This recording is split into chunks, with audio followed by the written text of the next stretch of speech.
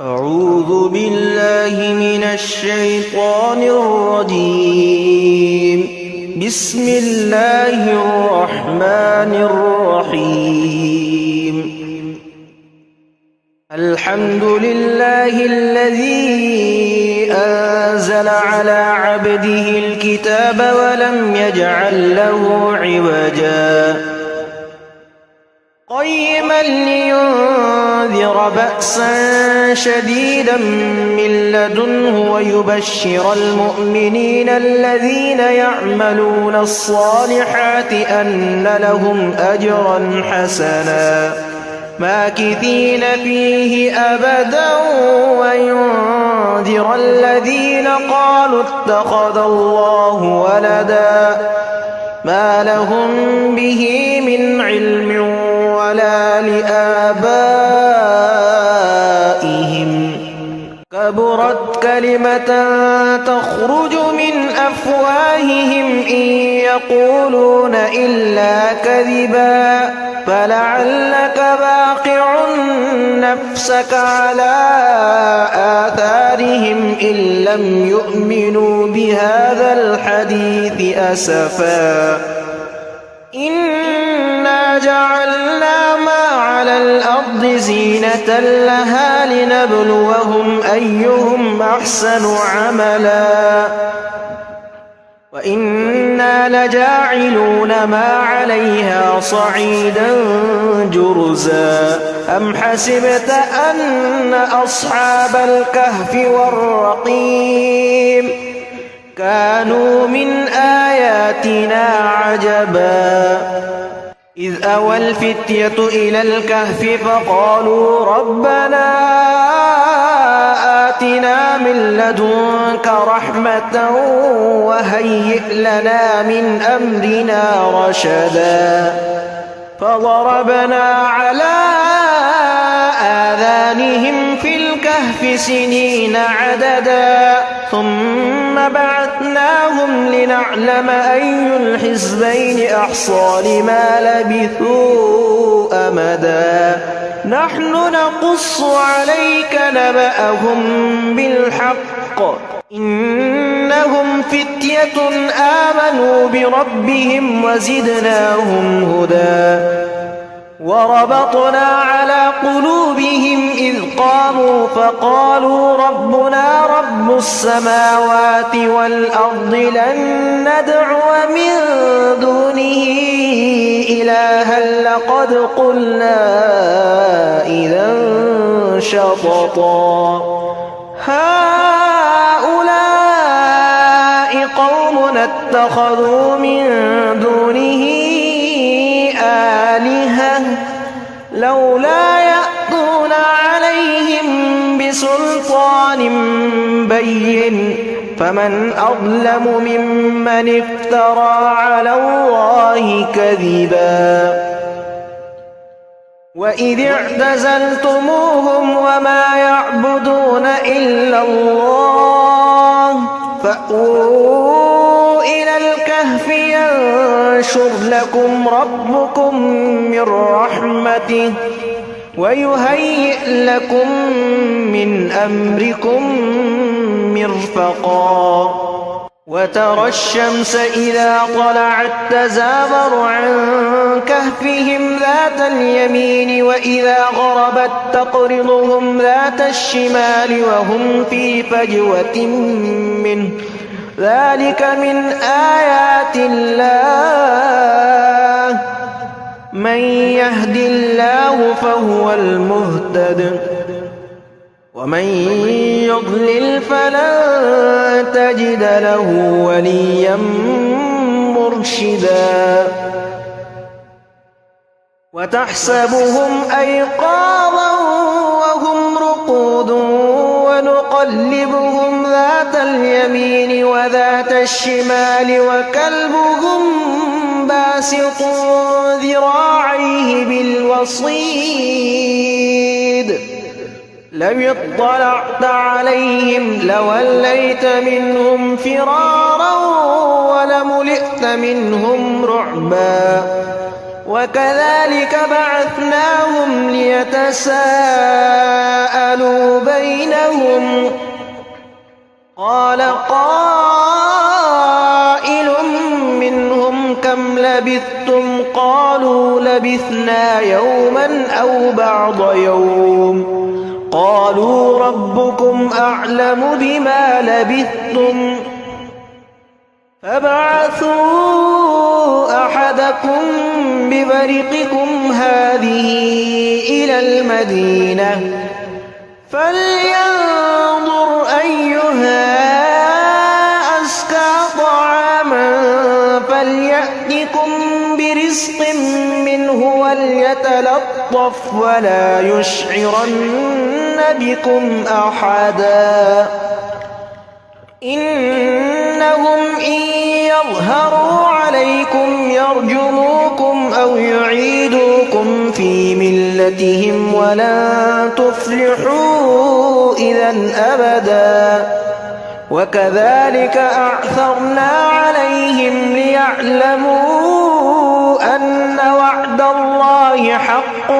وأن الساعة لا ريب فيها إذ يتنازعون بينهم أمرهم فقالوا ابنوا عليهم بنيانا ربهم أعلم بهم قال الذين غلبوا على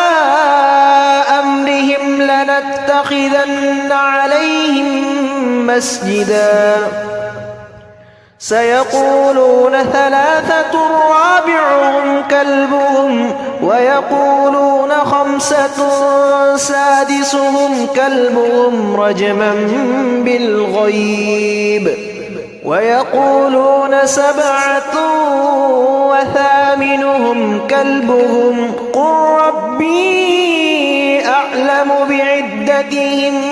ما يعلمهم إلا قليل فلا تمار فيهم إلا مراء ظاهرا ولا تستفت فيهم منهم أحدا ولا تقولن لشيء إني فاعل ذلك غدا إلا أن يشاء الله واذكر ربك إذا نسيت وقل عسى أن يهديني ربي لأقرب من هذا رشدا ولبثوا في كهفهم 300 سنين وازدادوا 9 قل الله أعلم بما لبثوا له غيب السماوات والأرض أبصر به وأسمع ما لهم من دونه من ولي ولا يشرك في حكمه أحدا واتل ما أوحي إليك من كتاب ربك لا مبدل لكلماته ولن تجد من دونه ملتحدا واصبر نفسك مع الذين يدعون ربهم بالغداة والعشي يريدون وجهه ولا تعد عيناك عنهم تريد زينة الحياة الدنيا ولا تطع من أغفلنا قلبه عن ذكرنا واتبع هواه وكان أمره فرطا وقل الحق من ربكم فمن شاء فليؤمن ومن شاء فليكفر إنا أعتدنا للظالمين نارا أحاط بهم سرادقها وإن يستغيثوا يغاثوا بماء كالمهل يشفي الوجوه بئس الشراب وساءت مرتفقا إن الذين آمنوا وعملوا الصالحات إنا لا نضيع أجر من أحسن عملا أولئك لهم جنات عدن تجري من تحتهم الأنهار يحلون فيها من أساور من ذهب ويلبسون ثيابا خضرا من سندس واستبرق متكئين فيها على الأرائك نعم الثواب وحسنت مرتفقا واضرب لهم مثلا الرجلين جعلنا لأحدهما جنتين من أعناب وحففناهما بنخل وجعلنا بينهما زرعا كلتا الجنتين آتت أكلها ولم تظلم منه شيئا وفجرنا خلالهما نهرا وكان له ثمر فقال لصاحبه وهو يحاوره أنا أكثر منك مالا وأعز نفرا ودخل جنته وهو ظالم لنفسه قال ما أظن أن تبيد هذه أبدا وما أظن الساعة قائمة ولئن رددت إلى ربي لأجدن خيرا منها منقلبا قال له صاحبه وهو يحاوره أكفرت بالذي خلقك من تراب ثم من نطفة ثم سواك رجلا لكن هو الله ربي ولا أشرك بربي أحدا ولولا إذ دخلت جنتك قلت ما شاء الله لا قوة إلا بالله إن ترني أنا أقل منك مالا وولدا فعسى ربي أن يؤتيني خيرا من جنتك ويرسل عليها حسبانا من السماء فتصبح صعيدا زلقا أو يصبح ماؤها غورا فلن تستطيع له طلبا وأحيط بثمره فأصبح يقلب كفيه على ما أنفق فيها وهي خاوية على عروشها ويقول يا ليتني لم أشرك بربي أحدا ولم تكن له فئة ينصرونه من دون الله وما كان منتصرا هنالك الولاية لله الحق هو خير ثوابا وخير عقبا واضرب لهم مثل الحياة الدنيا كماء إن أنزلناه من السماء فاختلط به نبات الأرض فأصبح هشيما تذروه الرياح وكان الله على كل شيء مقتدرا المال والبنون زينة الحياة الدنيا والباقيات الصالحات خير عند ربك ثوابا وخير أملا ويوم نسير الجبال وترى الأرض بارزة وحشرناهم فلم نغادر منهم أحدا وعرضوا على ربك صفا لقد جئتمونا كما خلقناكم أول مرة بل زعمتم أن لن نجعل لكم موعدا ووضع الكتاب فترى المجرمين مشفقين مما فيه ويقولون يا ويلتنا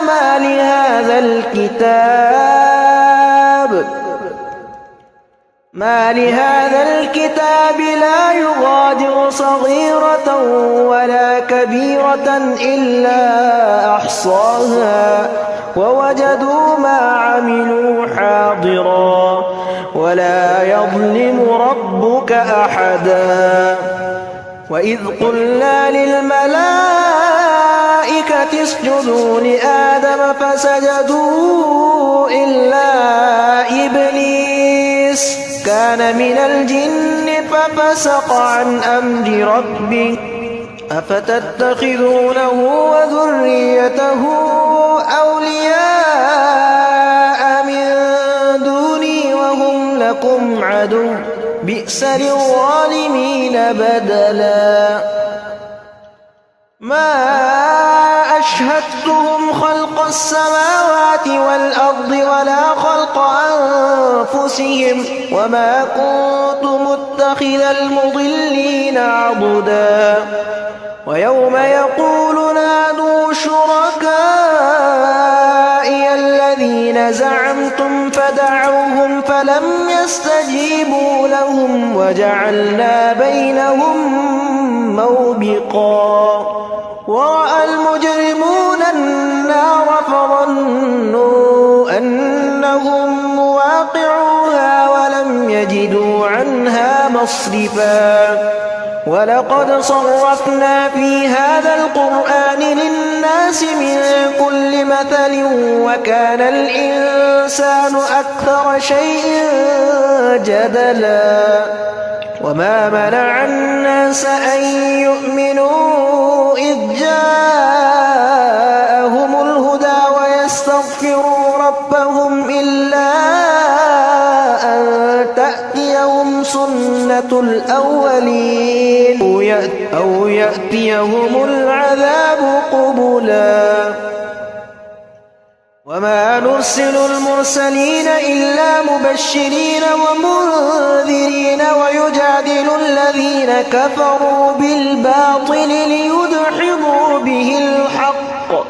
واتخذوا آياتي وما أنذروا هزوا ومن أظلم ممن ذكر بآيات ربه فأعرض عنها ونسي ما قدمت يداه إنا جعلنا على قلوبهم أكنة أن يفقهوه وفي آذانهم وقرا وإن تدعهم إلى الهدى فلن يهتدوا إذا أبدا وربك الغفور ذو الرحمة لو يؤاخذهم بما كسبوا لعجل لهم العذاب بل لهم موعد لن يجدوا من دونه موئلا وتلك القرى أهلكناهم لما ظلموا وجعلنا لمهلكهم موعدا وإذ قال موسى لفتاه لا أبرح حتى أبلغ مجمع البحرين أو أمضي حقبا فلما بلغا مجمع بينهما نسيا حوتهما فاتخذ سبيله في البحر سربا فلما جاوزا قال لفتاه آتنا غداءنا لقد لقينا من سفرنا هذا نصبا قال أرأيت إذ أوينا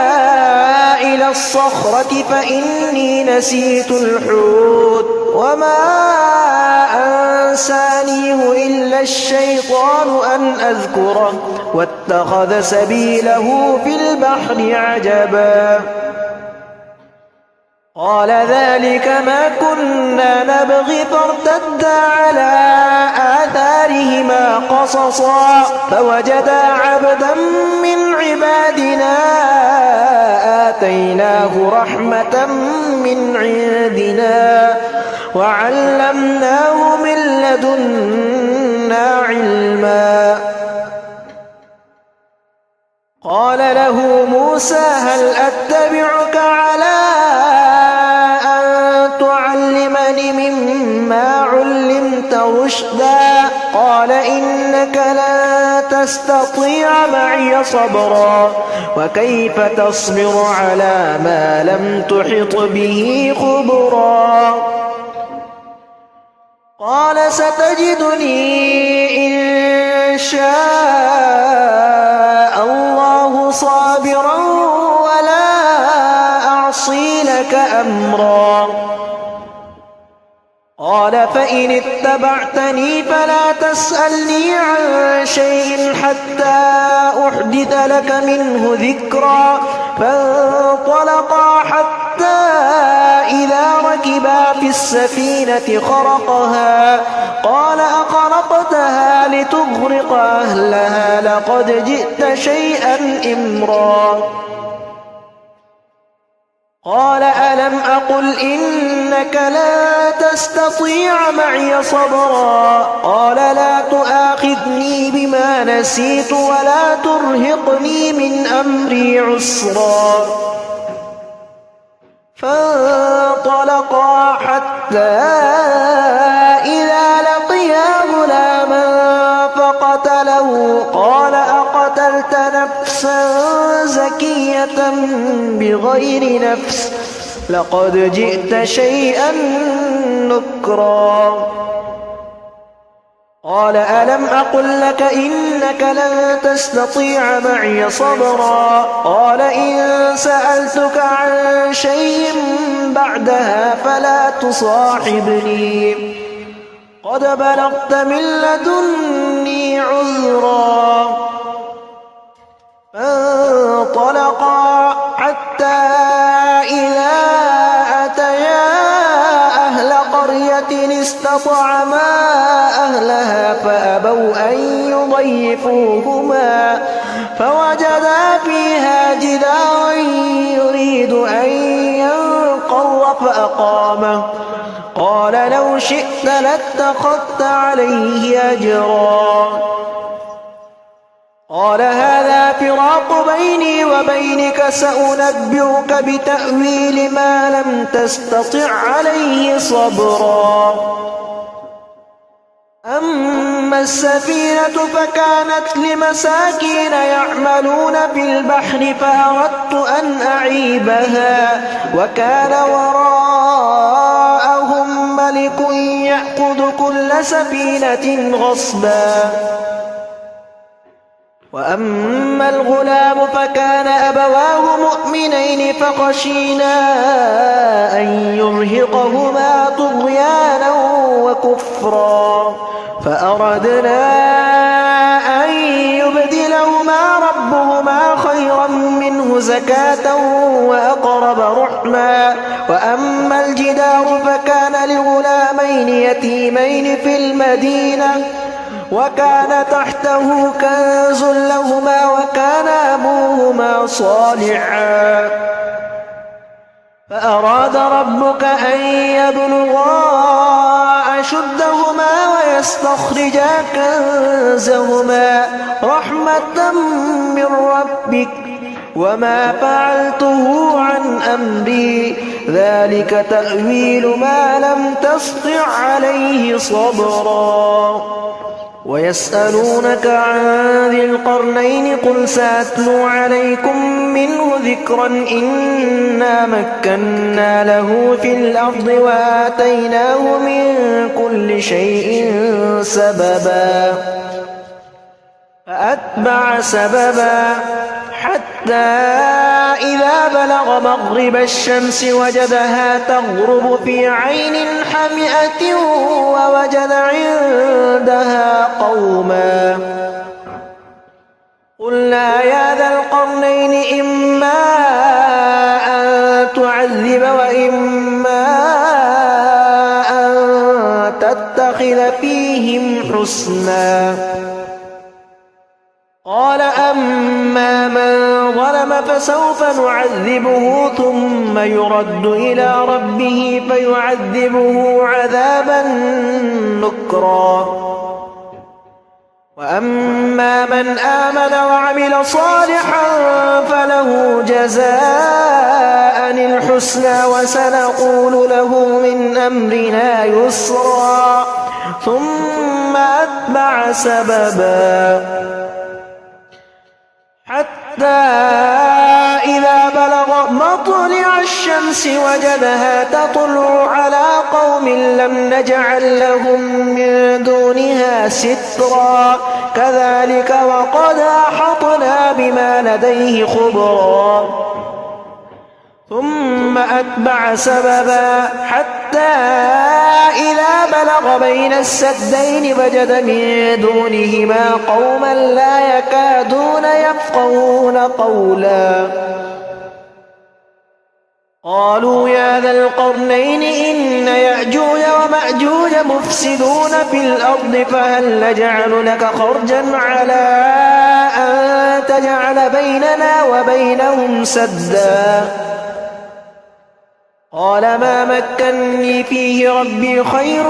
فأعينوني بقوة أجعل بينكم وبينهم ردما آتوني زبر الحديد حتى إذا ساوى بين الصدفين قال انفخوا حتى إذا جعله نارا قال آتوني أفرغ عليه قطرا فما استطاعوا أن يظهروا وما استطاعوا له نقبا قال هذا رحمة من ربي فإذا جاء وعد ربي جعله دكا وكان وعد ربي حقا وتركنا بعضهم يومئذ يموج في بعض ونفخ في الصور فجمعناهم جمعا وعرضنا جهنم يومئذ للكافرين عرضا الذين كانت أعينهم في غطاء عن ذكري وكانوا لا يستطيعون سمعا أفحسب الذين كفروا أن يتخذوا عبادي من دوني أولياء إنا أعتدنا جهنم للكافرين نزلا قل هل ننبئكم بالأخسرين أعمالا الذين ضل سعيهم في الحياة الدنيا وهم يحسبون أنهم يحسنون صنعا أولئك الذين كفروا بآيات ربهم ولقائه فحبطت أعمالهم فلا نقيم لهم يوم القيامة وزنا ذلك جزاؤهم جهنم بما كفروا واتخذوا آياتي ورسلي هزوا إن الذين آمنوا وعملوا الصالحات كانت لهم جنات الفردوس نزلا خالدين فيها لا يبغون عنها حولا قل لو كان البحر مدادا لكلمات ربي لنفد البحر قبل أن تنفذ كلمات ربي ولو جئنا بمثله مددا قل إنما أنا بشر مثلكم يوحى